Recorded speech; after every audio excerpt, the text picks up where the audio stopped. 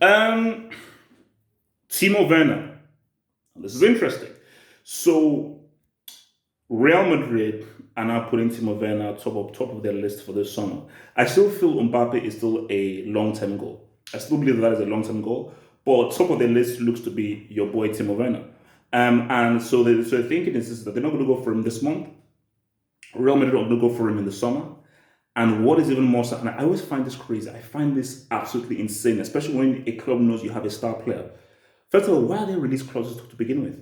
Why have a release clause? Like, I don't understand the purpose of a release clause. Like, if someone could tell me in the comments below, why do you have a release clause? Unless a player demands a release clause, then that's different. If a player says, no, I want a release clause because I don't want to be tied down to this club, then that's fine. But if a player doesn't demand a release clause, which I don't think Timo Werner did, unless I'm mistaken, bro, why the hell do you have release clauses? So the release clause is, I believe, 50 to 60 million euros. So Real Madrid know that they don't have to even negotiate with Leipzig. They could just get a release.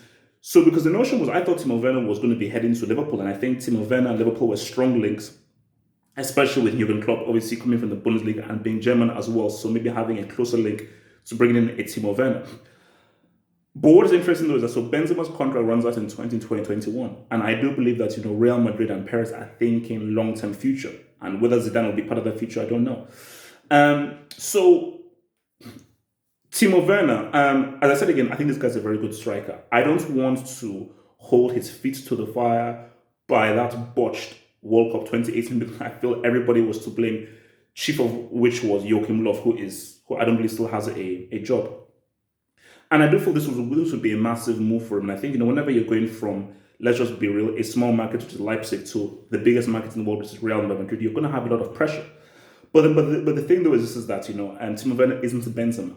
And I think if Real Madrid are getting Timo Werner, they have to realize that you have to change the way in which you play. Now, Timo Werner is good on the ball and he can bring guys into the game, but I don't think he has the footballing intelligence or ability that Benzema has. I mean, Benzema, when you look at it, I've insulted him a long time. Benzema is a very good natural football player. Like, just from the natural to the core, is a natural football player who can take the ball all the way to the midfield, very adept at the ball and very good at stringing passes. So he just has all the tools: ball control, dribbling, technique, passing, vision, shooting, movements, everything, aerial. He's an amazing striker when he wants to be. So I'm not saying that him coming in will be a downgrade from Benzema. It's just going to be a different player, because we've not yet seen the best of Timo Werner. He's still young, and Timo Werner could still very much improve. But I feel if Real Madrid are to get a Timo Werner, he has to be one of several pieces. And I think he has to be, and I think if you're getting a Timo Werner, they have to now look at, okay, how can we now combine Timo Werner with an Mbappe? So, but what you are seeing right now is, I think Real know that Benzema ain't going to be around too long, and they're doing what Barcelona should be doing. They're thinking several steps ahead. So before even 2021 even comes around, they want to say, we already have this new striker in here. And I think, as I said this before, people insulted me. I said, Jovic is a boss. I said, he was I for Frankfurt, and this guy's a boss, and he has been an absolute and total flop. Madrid fans don't even say he has been a flop. Let's just he has been a complete and total garbage flop. So that's just me being real. So yeah, man, I mean, if it's not a Galactico, it doesn't have the same kind of marquee feel that a Zad has, a Neymar would have, and Mbappe would have. But it's not really about that.